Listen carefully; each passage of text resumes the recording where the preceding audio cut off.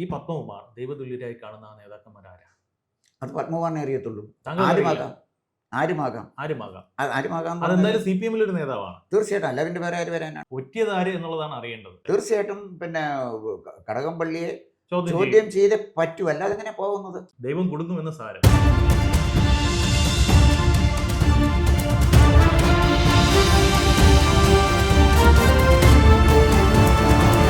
Sir നമസ്കാരം. ശബരിമല സ്വർണ്ണപ്പാളി വിഷയത്തിൽ മുൻ തിരുവിതാംകൂർ ദേവസ്വം ബോർഡ് പ്രസിഡന്റ് ശ്രീ പത്മകുമാർ അറസ്റ്റിലായിരിക്കുകയാണ്. താങ്കളുടെ നാട്ടുകാരനാണ്. പത്മകുമാറിന്റെ അറസ്റ്റ് വാർത്ത കേട്ടതിന് ശേഷം പല ആൾക്കാർ, എസ്പെഷ്യലി പത്തനംതിട്ട ജില്ലക്കാർ ചോദിക്കുന്ന ഒരു ചോദ്യം, ഇയാൾ ഇത് ചെയ്യുമോ? ഒരു കോന്നിക്കാരൻ എന്നുള്ള നിലയ്ക്ക് താങ്കളോട് ചോദിക്കുകയാണ്, ഇതിൽ താങ്കൾക്ക് എന്താണ് പറയാനുള്ളത്? ഇതേ ചോദ്യം തന്നെയാണ് എനിക്ക് ചോദിക്കാനുള്ളത്. പത്മകുമാർ ഇത് ചെയ്യുമോ? പത്മകുമാർ കോന്നിക്കാരനല്ല, ആറന്മുളക്കാരനാണ്. പത്മകുമാറിൻ്റെ വീട്ടുപേര് കീച്ചമ്പറമ്പിൽ എന്നാണ്. അദ്ദേഹത്തിൻ്റെ അച്ഛന് ശബരിമലയായിട്ട് ബന്ധമുണ്ട്. അദ്ദേഹത്തിൻ്റെ അച്ഛൻ്റെ അപ്പച്ചിയാണെന്ന് തോന്നുന്നു ഹരിവരാസനം എഴുതിയത്. അപ്പം നിസ്സാരമായൊരു ബന്ധമല്ല ശബരിമലയുമായിട്ട് പത്മകുമാറിനും അദ്ദേഹത്തിൻ്റെ കുടുംബത്തിനുള്ളത്. ആ പത്മകുമാർ ശബരിമല മോഷണത്തിന്, സ്വർണ്ണ മോഷണത്തിന് കൂട്ടുനിൽക്കുമോ? അത് കോടതി തെളിയിക്കേണ്ടതാണ്. സത്യസന്ധമായി പറഞ്ഞാൽ എനിക്ക് അവിശ്വസനീയമായി തോന്നുന്നു. ഇപ്പോൾ ഈ ശബരിമല പ്രക്ഷോഭവുമായി ബന്ധപ്പെട്ടിട്ട് മുൻനിരയിൽ നിന്ന ഒരു നേതാവാണ്, അല്ലെങ്കിൽ ഒരാളാണ്, ഒരു വ്യക്തിയാണ് ശ്രീ രാഹുൽ ഈശ്വർ. രാഹുൽ ഈശ്വർ കഴിഞ്ഞ ദിവസം ഒരു ഫേസ്ബുക്ക് പോസ്റ്റ് ഇട്ടിട്ടുണ്ടായിരുന്നു. പത്മകുമാർ സർ ഇത് ചെയ്യും എന്ന് എനിക്ക് വിശ്വസിക്കാൻ സാധിക്കുന്നില്ല, അല്ലെങ്കിൽ അത് അറസ്റ്റിലായത് എനിക്ക് വിശ്വസിക്കാൻ സാധിക്കുന്നില്ല. കാരണം ഈ 2018 ശബരിമല പ്രക്ഷോഭ സമയത്ത് സംസ്ഥാന സർക്കാർ പ്രതിസന്ധിയിൽ നിൽക്കുന്ന, അല്ലെങ്കിൽ പ്രതിരോധത്തിൽ നിൽക്കുന്ന അതേ ഘട്ടത്തിൽ സർക്കാരിനോടൊപ്പം ചേർന്ന് നിൽക്കാൻ ബാധ്യസ്ഥനായിട്ട് പോലും തൻ്റെ ശമ്പളം മുഴുവൻ അയ്യപ്പ വിശ്വാസ സംരക്ഷണ സമിതിക്ക് വേണ്ടി നൽകാൻ തയ്യാറായ ആളാണ് ശ്രീ പത്മകുമാർ. അങ്ങനെ സ്വന്തം ശമ്പളം വരെ അയ്യപ്പ ഭക്തന്മാർക്ക് വേണ്ടി കൊടുക്കാൻ തയ്യാറായ ഒരാൾ ഇത് ചെയ്യുമോ എന്ന് വിശ്വസിക്കാൻ സാധിക്കുന്നില്ല എന്നാണ് രാഹുൽ ഈശ്വർ പറഞ്ഞു വെച്ചത്. രാഹുൽ ഈശ്വറിന് വിശ്വസിക്കാൻ സാധിക്കുന്നില്ല എന്ന് പറയുന്നുണ്ടെങ്കിലും കൃത്യമായി അത് താൻ വിശ്വസിക്കുന്നു എന്ന് അദ്ദേഹം പറയാതെ പറയുന്നുണ്ട്. താങ്കൾക്ക് എന്ത് തോന്നുന്നു? ഇങ്ങനെ ഒരു അയ്യപ്പ ഭക്തനായ ഒരു പ്രസിഡന്റ് പുറമെ പറഞ്ഞില്ലെങ്കിൽ പോലും ചെയ്യുമോ? എന്ത് തോന്നുന്നു? അല്ല, ഇപ്പോഴത്തെ തെളിവുകൾ മുഴുവൻ പത്മകുമാറിൻ്റെ എതിരല്ലേ? വളരെ വ്യക്തമല്ലേ? അതായത് ഉണ്ണികൃഷ്ണൻ പോറ്റിക്ക് ചെമ്പുപാളി കൊടുത്തയക്കാൻ അദ്ദേഹം സ്വന്തം കൈപ്പടയിലാണ് എഴുതിയത് എന്നാണല്ലോ റിപ്പോർട്ട് പുറത്തു വരുന്നത്. അതൊരു നിസ്സാര കാര്യമല്ല. ശരി. ഇവിടെ പത്മകുമാറിൻ്റെ ധാരണയിൽ നിന്നും ഒരുപക്ഷെ അദ്ദേഹം ഒരുപാട് സേഫ് സോണിലാണ് താൻ നിൽക്കുന്നത് എന്ന പത്മകുമാറിൻ്റെ സങ്കല്പം തകർന്നു വീണു എന്നാണ് എനിക്ക് തോന്നുന്നത്. വളരെ എന്നെ വ്യക്തിപരമായി പറഞ്ഞാൽ വളരെ അത്ഭുതപ്പെടുത്തിയ ഒരു കാര്യമാണ് പത്മകുമാർ ഈ സ്വർണ്ണപ്പാളി മറിച്ചു കൊടുത്ത, അല്ലെങ്കിൽ മോഷ്ടിച്ച കേസിൽ പ്രതിയായി വരുന്നത് അവിശ്വസനീയമായി തോന്നുന്നു. താങ്കൾ പത്തനംതിട്ട ജില്ലക്കാരനാണ്, പഴയ എന്താ പറയുക സഹപ്രവർത്തകരാണ്. അപ്പോൾ അദ്ദേഹത്തെ വൈറ്റ് വാഷ് ചെയ്യാനുള്ള ഒരു ശ്രമമാണോ താങ്കൾ നടത്തുന്നത്? ഒരിക്കലുമല്ല. പത്മകുമാറിൻ്റെ 2 പ്രാവശ്യം അദ്ദേഹം കോന്നിയിൽ ഇലക്ഷൻ ഇതെന്നും 91-ലും 94-ലും 95-ലും 2 പ്രാവശ്യം ഇലക്ഷൻ നിന്നു. ഈ 2 പ്രാവശ്യം ഇലക്ഷന് വളരെ സജീവമായിട്ട് തെരഞ്ഞെടുപ്പ് പ്രവർത്തന രംഗത്ത് നിന്ന ആളാണ്, അതിന് നേതൃത്വം കൊടുത്ത ആളാണ് ഞാൻ. അപ്പോൾ അത് വേറെ കാര്യം. നിങ്ങൾ തമ്മിൽ വ്യക്തിബന്ധമുണ്ട്? വളരെ അടുത്ത് വ്യക്തിബന്ധവും കുടുംബബന്ധവും. കുടുംബം എന്ന് പറഞ്ഞാൽ അദ്ദേഹത്തിൻ്റെ ഭാര്യ, മക്കളെ ഒക്കെ എൻ്റെ വീട്ടിൽ വരാറുണ്ട്, ഞങ്ങൾ അങ്ങോട്ട് പോകാറുണ്ട്. നല്ല അടുത്ത ബന്ധമാണ്. പക്ഷേ ഇതൊക്കെ കൊണ്ട് ഇത്രയും അടുത്ത് പരിചയപ്പെട്ട ഞാൻ അറിയുന്ന, ഞങ്ങൾ പപ്പൻ എന്നാണ് വിളിക്കുന്നത്, ഞാൻ അറിയുന്ന പപ്പൻ ഈ ശബരിമല സ്വർണം മോഷ്ടിച്ചു എന്ന കേസിൽ പ്രതിയായി വരികയും തെളിവുകൾ അദ്ദേഹത്തിന് എതിരായി വരികയും ചെയ്തപ്പോൾ സത്യസന്ധമായി പറഞ്ഞാൽ അതെന്നെ ഞെട്ടിച്ചു എന്നുള്ളൊരു വാസ്തവം തന്നെയാണ്. മുൻ ദേവസ്വം മന്ത്രി ശ്രീ കടകംപള്ളി സുരേന്ദ്രൻ, നേരത്തെ മുൻ ദേവസ്വം ബോർഡ് പ്രസിഡന്റ് ശ്രീ വാസു, അദ്ദേഹം അറസ്റ്റിലായ സമയത്ത് അദ്ദേഹത്തോട് മാധ്യമങ്ങൾ പ്രതികരണം ആരാഞ്ഞിരുന്നു. അന്ന് അദ്ദേഹം പറഞ്ഞത്, ഞാൻ അറിയുന്ന വാസു അത് ചെയ്യില്ല എന്ന് പറയുന്നു, അല്ലെങ്കിൽ അങ്ങനെ പറഞ്ഞു. അപ്പോൾ പലരും അത് അവിശ്വസനീയമായിട്ടൊക്കെ പല വ്യാഖ്യാനങ്ങൾ അതിന് കൽപ്പിച്ച് നൽകിയായിരുന്നു. താങ്കളുടെ കാര്യത്തിൽ താങ്കൾ ഇപ്പോൾ പറയുന്നു പത്മകുമാർ അറസ്റ്റിലായപ്പോൾ താങ്കൾ പറയുന്നു അങ്ങനെ ചെയ്യുമെന്ന് കരുതുന്നില്ല. നാളെ കടകംപള്ളി സുരേന്ദ്രൻ്റെ വാസുവിൻ്റെ കാര്യത്തിൽ തെറ്റിയതുപോലെ താങ്കൾക്ക് ശ്രീ പത്മകുമാറിൻ്റെ കാര്യത്തിൽ തെറ്റുമോ? അത് പറയാൻ പറ്റില്ല. ഞാൻ പത്മകുമാർ അങ്ങനെ ചെയ്യുന്നുള്ളത് അവിശ്വസനീയമായിട്ട് തോന്നുന്നതാണ് ഞാൻ ഈ പറഞ്ഞത്. പിന്നെ തിരുവിതാംകൂർ ദേവസ്വം ബോർഡിനെ കുറിച്ച് മനസ്സിലാക്കിയിട്ടുള്ള ഒരാളെന്നുള്ള നിലയിൽ ഈ 4 ദേവസ്വം ബോർഡ് പ്രസിഡൻ്റായാലും അവിടുത്തെ മോഷണത്തിന് പങ്കുപറ്റാതെ മലയിറങ്ങുക അസാധ്യമാണ് എന്നാണ് എനിക്ക് തോന്നിയിട്ടുള്ളത്. അത് പിന്നെ വേറൊരു വീഡിയോ ചെയ്യേണ്ട കാര്യമാണ്, അത് ഞാൻ അതിലേക്ക് പോകുന്നില്ല. മറ്റൊന്ന്, അതെനിക്ക് അറിയില്ല. എന്നെ അത്ഭുതപ്പെടുന്ന ഒരു കാര്യമാണ് ഇദ്ദേഹം കേസിൽ പ്രതിയായത് എന്നാണ് പറഞ്ഞത്. പക്ഷേ ഈ കേസിനകത്ത് മറ്റൊരു തലവും കൂടെ ഉണ്ട്, അതുകൂടെ അന്വേഷിച്ചൊന്ന് മനസ്സിലാക്കുന്നത് നന്നായിരിക്കും. പത്മകുമാർ ദേവസ്വം ബോർഡ് പ്രസിഡന്റായിട്ടിരുന്നപ്പോൾ എൻ വാസുവാണ് ദേവസ്വം കമ്മീഷണർ. പാർട്ടി ഹയറാർക്കി അനുസരിച്ച് പത്മകുമാറാണ് മുകളിൽ നിൽക്കുന്നത്. പക്ഷെ പത്മകുമാർ അറിയാതാണ് പല കാര്യങ്ങളും വാസു ചെയ്തുകൊണ്ടിരുന്നത്. അപ്പോൾ വാസു പാർട്ടിയുടെ ആളായിട്ട് തന്നെ നിന്നു. പക്ഷെ അപ്പോൾ പ്രസിഡന്റ് ആരാണ്? CPIM പത്തനംതിട്ട ജില്ലാ സെക്രട്ടേറിയറ്റ് മെമ്പർ പത്മകുമാറാണ് ദേവസ്വം ബോർഡ് പ്രസിഡന്റ്.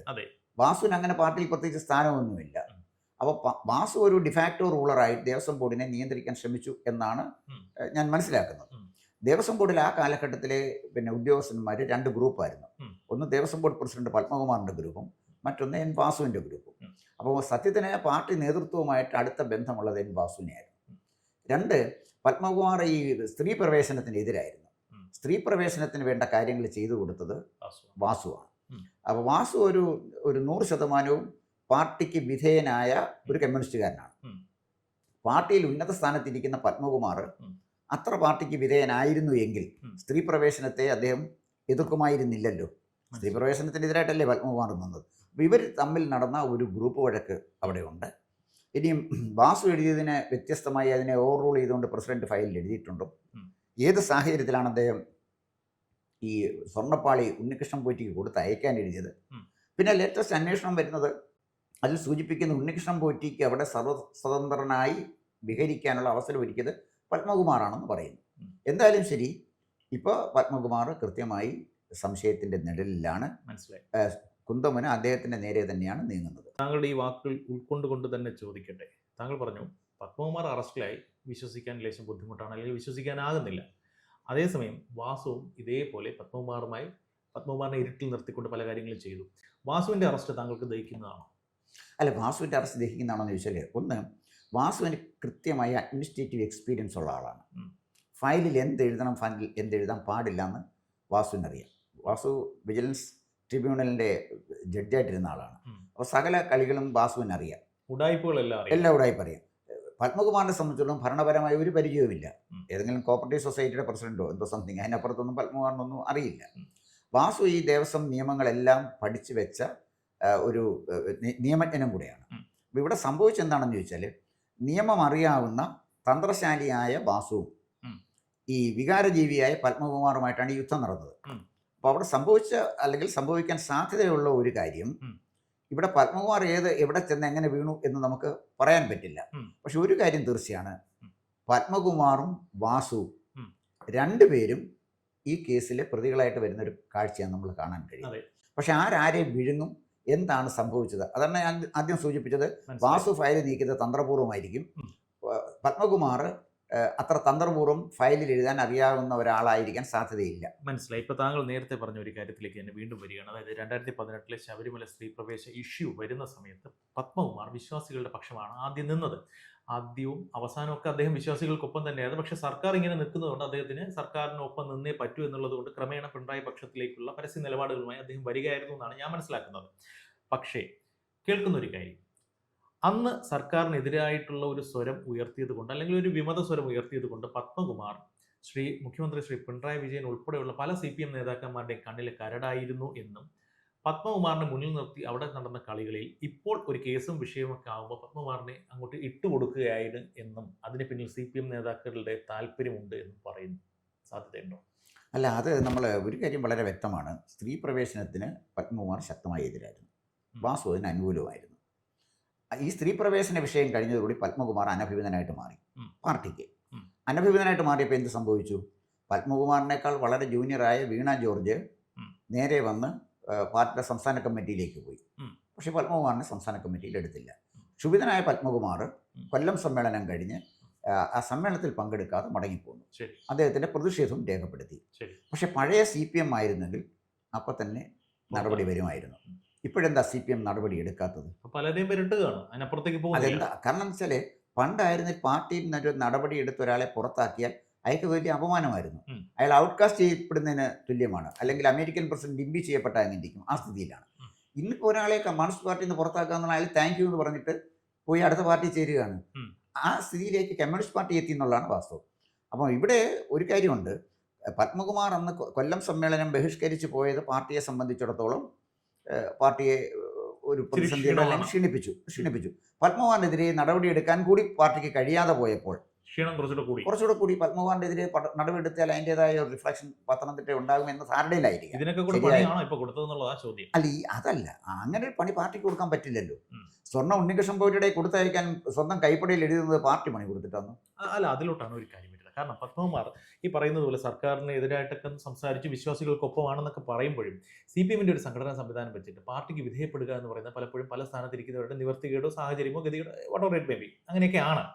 ഒരു പക്ഷേ ഹൂനോസ് പത്മകുമാറിനോട് പറഞ്ഞു ഇങ്ങനെ എഴുതിയേ പറ്റൂ എന്നൊരു നിർദ്ദേശം ഒരു തിട്ടൂരം പാർട്ടി ഓഫീസിൽ നിന്ന് വന്നാൽ അല്ലെങ്കിൽ സ്റ്റേറ്റ് കമ്മിറ്റി ഓഫീസിൽ നിന്ന് നേരിട്ട് വന്നു കഴിഞ്ഞാൽ അദ്ദേഹത്തിന് ചെയ്യാതിരിക്കാൻ സാധിക്കുമോ? അങ്ങനെ ഒരു നിർദ്ദേശം മേളിൽ വന്നതിന്റെ അടിസ്ഥാനത്തിലാണ് അദ്ദേഹം ഇത് ചെയ്തത് എന്ന് സങ്കല്പിക്കുക. ഞാൻ അങ്ങനെ ആണെന്ന് പറയുന്നില്ല, may be there is A chance അങ്ങനെ ചെയ്തതായിരിക്കാം.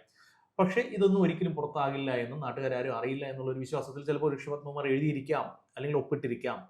നാളെ ഇത് എങ്ങനെയോ വിവാദമായി, ഒരുപക്ഷെ താങ്കൾ നേരത്തെ പറഞ്ഞ പോലെ അയ്യപ്പന്റെ കളിയായിരിക്കാം, എങ്ങനെയോ വിവാദമായി ഇത് പുറത്തായി, കേസായി, പ്രശ്നങ്ങളായി, കോടതി ഇതിന്റെ നേരിട്ടുള്ള ഇടപെടലായപ്പോൾ ഒന്നും ചെയ്യാൻ പറ്റുന്നില്ല. അന്വേഷണ സംഘം അവരെ സംബന്ധിച്ചിടത്തോളം പത്മകുമാറിനെ പ്രൊട്ടക്ട് ചെയ്യേണ്ട ഒരു സംഗതി ഇല്ല എന്ന് വരുമ്പോൾ എന്നാൽ പിന്നെ പത്മകുമാറിനെ അങ്ങ് കൊടുക്കേരെ എന്ന് പാർട്ടി നിർദ്ദേശിച്ചോ എന്നുള്ളതാണ് ചോദ്യം. അല്ല, പാർട്ടിക്ക് കേസ് അന്വേഷണത്തിൻ്റെ കാര്യത്തിൽ യാതൊരു ഇടപെടലും പറ്റില്ല. അല്ല, ഇതിപ്പോൾ കേസ് അന്വേഷണം ഭംഗിയായിട്ട് പോകുന്നത് ഗവൺമെൻറ് സൗമനസ്യം കൊണ്ടൊന്നുമല്ല. ഗവൺമെൻറ് കേരളത്തിലെ സുപ്രീം കോടതിയിലെ 2 പ്രമുഖരായ ജസ്റ്റിസുമാർ നേരിട്ട് അന്വേഷണം നടത്തുന്നൊരു കേസാണ്. അവർ ഹാൻഡ് പിക്ക് ചെയ്ത പോലീസ് ഉദ്യോഗസ്ഥന്മാരാണ് അന്വേഷിക്കുന്നത്. അവരുടെ ട്രാക്ക് റെക്കോർഡ് നോക്കിയാൽ യാതൊരു സമ്മർദ്ദങ്ങൾക്കും വഴങ്ങുന്നവരല്ല. അത്തരം ഒരു ടീമാണ് അന്വേഷിക്കുന്നത്.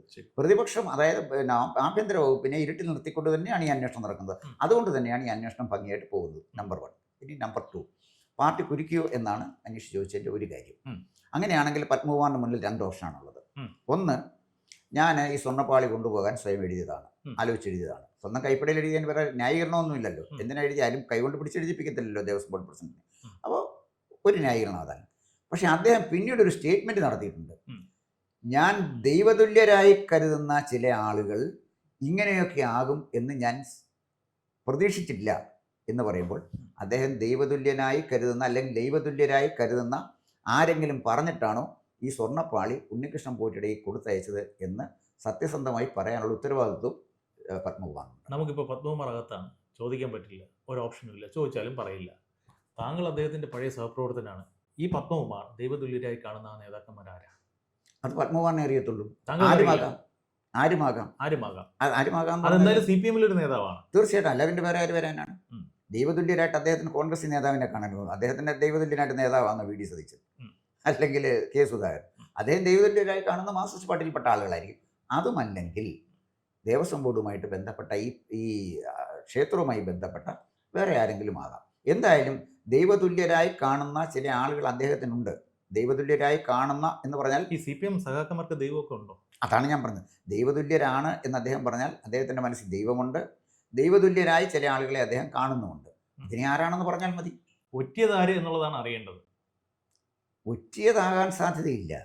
കാരണം പോലീസ് അന്വേഷണത്തിൽ കണ്ടെത്തിയതല്ലേ. ഒരുമിച്ച് നിന്ന് ഒരു കുറ്റകൃത്യം ചെയ്തു, സപ്പോസ് അങ്ങനെയാണെങ്കിൽ അദ്ദേഹത്തിന് പങ്കുണ്ടെങ്കിൽ, ഞാൻ പറയുന്നില്ല അദ്ദേഹം ചെയ്തെന്നോ ചെയ്തില്ലെന്നോ ഞാൻ പറയുന്നില്ല, അത് അന്വേഷണം തെളിയേണ്ട കാര്യമാണ്. പക്ഷേ ഇൻ കേസ് അദ്ദേഹത്തിന് പങ്കുണ്ട് എന്ന് കരുതുക, അന്വേഷണ സംഘത്തിന്റെ പ്രാഥമിക റിപ്പോർട്ടുകൾ വെച്ച് നമുക്കും അങ്ങനെ അനുമാനിക്കാൻ തരമുള്ളൂ. അദ്ദേഹം ഇതിൽ പങ്ക് പറ്റിയിട്ടുണ്ട്, കൂടെ ആരൊക്കെ ഉണ്ടായിരുന്നു, നാളെ ഒരു വിഷയം വന്നു, നൈസായിട്ടെങ്കിൽ ബാക്കിയുള്ളവർ ഊരി ഇദ്ദേഹം കുടുങ്ങി, സാധ്യത തള്ളാൻ പറ്റുമോ? അല്ല, അത് അത്ര പ്രായോഗികമായ കാര്യമല്ല. ഒന്നാമത്തെ കാര്യം, ഈ കേസിൻ്റെ അന്വേഷണത്തിൻ്റെ വഴി പരിശോധിച്ച് നോക്കിയാൽ അങ്ങനെ മറ്റാളുകൾക്ക് മാറി നിൽക്കാൻ പറ്റില്ല. കാരണം തിരുവിതാംകൂർ മഹാരാജാവിനുണ്ടായിരുന്ന അധികാരങ്ങൾ അദ്ദേഹം കൈമാറി കൊടുത്തത് തിരുവിതാംകൂർ ദേവസ്വം ബോർഡിനാണ്. ദേവസ്വം ബോർഡിന് മുകളിൽ ഒരു നിയന്ത്രണമില്ല, ഗവൺമെന്റ് ഒരു നിയന്ത്രണമില്ല ദേവസ്വം ബോർഡിന് മുകളിൽ. അല്ലല്ലല്ല, അതൊരു സ്റ്റാറ്റ്യൂട്ടറി ബോഡിയാണ്. ആ നിയമം പരിശോധിച്ച് നോക്കിക്കോളൂ. അവർക്കൊന്നും ചെയ്യാൻ പറ്റില്ല, ഗവൺമെന്റിന് ഒന്നും ചെയ്യാൻ പറ്റില്ല. കേരള PSCയും സ്റ്റാറ്റ്യൂട്ടറി ബോഡിയാണ്. ഒരു റാങ്ക് ലിസ്റ്റിന്റെ കാലാവധി നീട്ടണോ വേണ്ടോ എന്നൊക്കെ ഉള്ളത് PSC ചെയർമാന്റെ വിവേചന അധികാരത്തിൽ പെടുന്നതാണ്. പക്ഷേ സർക്കാരിനൊരു രാഷ്ട്രീയ വിഷയമുണ്ട്. സർക്കാർ ഇലക്ഷൻ വരുന്നു, യുവാക്കൾ സർക്കാരിനെതിരാണ്. ഒരു 2 PSC ലിസ്റ്റിന്റെ കാലാവധി അങ്ങ് നീട്ടിക്കൊടുത്തു കഴിഞ്ഞാൽ കുറച്ച് വികാരം തണുപ്പിക്കാൻ പറ്റും. സർക്കാരിന്റെ രാഷ്ട്രീയ തീരുമാനം അതാണ്. ചെയർമാൻ അൺഒഫീഷ്യലായിട്ട് അറിയിക്കുന്നു, ചെയർമാൻ അവരുടേതായ തീരുമാനമായിട്ട് പ്രഖ്യാപിക്കുന്നു. ഇതൊക്കെ നാട്ടിൽ നടക്കുന്ന കാര്യമാണ്. അപ്പോൾ അതുകൊണ്ട് തന്നെ സർക്കാരിനൊരു ഇംഗിതം ഉണ്ടെങ്കിൽ അത് ദേവസ്വം ബോർഡിനോട് നടപ്പാക്കുന്നതിൽ പ്രായോഗികമായ ബുദ്ധിമുട്ടൊന്നുമില്ല. ഇതെല്ലാം ടെക്നിക്കലാണ്. അല്ല, അതിൻ്റെ പ്രശ്നം വെച്ചാൽ കേരളത്തിലെ ഇത്രമാത്രം അധികാരമുള്ള, വിപുലമായ അധികാരമുള്ള, ആരും PSയുടെ കാര്യത്തിൽ ചോദിക്കാനും പറയാനും ആളുണ്ട്. തിരുവിതാംകൂർ ദേവസ്വം ബോർഡിൻ്റെ കാര്യത്തിൽ അതില്ല. അതായത് ഞാൻ പറഞ്ഞു, ഒരു സ്റ്റാറ്റ്യൂട്ടറി ബോഡി എന്നുള്ള നിലയിൽ നിയമം നിർമ്മിക്കാനും അത് നടപ്പിലാക്കാനും തിരുവിതാംകൂർ ദേവസ്വം ബോർഡിന് കഴിയും. അത് ചോദ്യം ചെയ്യാൻ ആർക്കും കഴിയുന്നുമില്ല. കോടതിക്കേ കഴിയുള്ളൂ, കോടതിക്ക് കഴിയും. അപ്പോൾ ഇവിടെ പ്രോബ്ലം എവിടെയാണെന്ന് ചോദിച്ചു കഴിഞ്ഞാൽ, അപ്പോൾ ഇത്രമാത്രം അധികാരമുള്ള ഒരു ബോർഡാണ് ഈ ട്രാവൻകൂർ ദേവസ്വം ബോർഡ്. ഈ കേസിൻ്റെ ഒരു വഴിത്തിരിവ് ഒരുപക്ഷെ അന്വേഷിച്ച് ശ്രദ്ധിച്ചാൽ നമുക്ക് മനസ്സിലാകുന്നത്, പോലീസ് ഗൂഢാലോചന തെളിയിക്കുന്നു, സ്വർണം മോഷ്ടിച്ചതായിട്ട് തെളിയിക്കുന്നു. അതുകൊണ്ട് കേസ് അന്വേഷണം നിൽക്കുമോ? ഇല്ല. വേറൊരു കാര്യം കൂടെ വരും അതിനകത്തേക്ക്. ഈ സ്വർണം, മോഷ്ടിച്ചെടുത്ത സ്വർണം ഉപയോഗിച്ച് എന്ത് സമ്പാദിച്ചു എന്ന് പറഞ്ഞാൽ ആ കാലഘട്ടത്തിലെ ദേവസ്വം ബോർഡ് പ്രസിഡന്റിൻ്റെയും മെമ്പർമാരുടെയും സ്വത്തുക്കളെക്കുറിച്ചും അന്വേഷണം വേണ്ടി വരും. എങ്കിലല്ലേ ദേവസ്വം ബോർഡ് ഈ സ്വർണം വിറ്റ് പണം ഉണ്ടാക്കിയല്ലേ, പണത്തിനല്ലേ സ്വർണം കൊടുത്തത്, സ്നേഹത്തിനല്ലല്ലോ. അപ്പോൾ ആ പണം കൊണ്ട് എന്ത് ചെയ്തുകൂടെ എന്ന് തെളിയിച്ചെങ്കിലേ കേസ് കൃത്യമായി ഒരു ലോജിക്ക് ഒരു എൻഡ് അതിന് ഉണ്ടാവുള്ളൂ. മറ്റൊരു കാര്യം, പത്മകുമാർ മാത്രമല്ല, അന്ന് 2 മെമ്പർമാരും കൂടെ ഉണ്ടായിരുന്നു. അദ്ദേഹത്തോടൊപ്പം 2 മെമ്പർമാരുണ്ട്. അതിനകത്ത് അവർക്ക് ഇൻവോൾവ്മെന്റ് ഉണ്ടോ എന്ന് എനിക്ക് അറിയില്ല. അപ്പോൾ അവർക്ക് ഇതിനകത്ത് ഇൻവോൾവ്മെന്റ് ഉണ്ടോ, അവർ ഫയലിൽ ഈ തീരുമാനമെടുത്ത ഫയലുകളിൽ അവരും ഒപ്പുവെച്ചിട്ടുണ്ടോ, ഈ ഫയലുകൾ എവിടെ നിന്ന് ഒറിജിനേറ്റ് ചെയ്തു, ഏതെല്ലാം ഉദ്യോഗസ്ഥന്മാർ കണ്ടു, ആരെല്ലാം എന്തെല്ലാം ക്വറി അവിടെ എഴുതിയിട്ടുണ്ട്, ഇതെല്ലാം പരിശോധിക്കേണ്ട കാര്യമാണ്. മനസ്സിലായി. ഇപ്പോൾ ഇവിടെ CPM ആദ്യം മുതലേ പറയുന്നത് നമ്മൾ വിശ്വാസികൾക്കൊപ്പമാണ്. ഭഗവാന്റെ മുതൽ, ഭഗവാൻ എന്നവർ പറയുന്നില്ല, എന്നാലും അയ്യപ്പൻ്റെ ആഭരണങ്ങൾ ആരെങ്കിലും കട്ടിട്ടുണ്ടെങ്കിൽ, അല്ലെങ്കിൽ അയ്യപ്പനുമായി ബന്ധപ്പെട്ട എന്തെങ്കിലും ഒരു കവർച്ച നടത്തിയിട്ടുണ്ടെങ്കിൽ അവരെ ആരെയും പാർട്ടി സംരക്ഷിക്കില്ല എന്ന് പറയുന്നു. പക്ഷെ പിടിക്കപ്പെട്ടതെല്ലാം പാർട്ടിക്കാരാണ്. ഇപ്പോൾ മുൻ MLA, മുൻ ദേവസ്വം ബോർഡ് പ്രസിഡന്റുമായ പത്മകുമാറായി, വാസുവായി പാർട്ടിക്ക് ഇപ്പോൾ ഉത്തരമുട്ടി നിൽക്കുകയാണ്. പക്ഷെ രക്ഷിച്ചേ പറ്റൂ മുഖം. ആ മുഖം രക്ഷിക്കണമെങ്കിൽ ഒരുപക്ഷെ ഇവരിൽ 2 പേര് അല്ലെങ്കിൽ 2 പേരിൽ ഒരാളെങ്കിലും രക്ഷിക്കണം. ആരെ രക്ഷിക്കും? വാസുവാണ് സർക്കാരിന്റെ പ്രിയപ്പെട്ടവൻ. പക്ഷെ പാർട്ടിയിൽ സ്ഥാനമാനങ്ങൾ വെച്ച് നോക്കുമ്പോൾ പത്മകുമാറാണ് മേൽ. ആരെ രക്ഷിക്കും പാർട്ടി? ഇതിനകത്ത് ആദ്യം പറഞ്ഞത് പാർട്ടിയുടെ നിലപാട് പാർട്ടി വിശ്വാസികൾക്കൊപ്പമാണെന്നാണ് എന്ന് പറയുന്നു. അല്ല, വിശ്വാസികൾക്കൊപ്പം എന്നാ പാർട്ടി നിൽക്കാൻ തുടങ്ങിയത് 2019 തെരഞ്ഞെടുപ്പിന് ശേഷമല്ലേ. അതായത് ജനം തിരിച്ചടിച്ചപ്പോഴല്ലേ മനസ്സിലായത് ഇത് പിന്നെ ഭക്തജനത്തിന്റെ ഒപ്പം നിൽക്കണം എന്നുള്ള കാര്യം. അതിനുശേഷം മാളികപ്പുറത്തിന് കല്യാണം കഴിപ്പിക്കണമെന്നൊക്കെ സ്വരാജൊക്കെ ആവശ്യപ്പെട്ടിട്ടുണ്ട്. ഇപ്പൊ എന്തി മിണ്ടുന്നില്ല. കേരളത്തിൽ 150 മണ്ഡലത്തിൽ ഏതെങ്കിലും ഒരു മണ്ഡലത്തിൽ നിന്ന് M സ്വരാജ് ജയിക്കും? ആലോചിച്ച് നോക്കൂ. അതാ ഞാൻ പറഞ്ഞത്, ഇതൊക്കെ പൊതുജനം കൃത്യമായി നിരീക്ഷിച്ചുകൊണ്ടിരിക്കുന്ന ഒരു കാര്യമാണ്.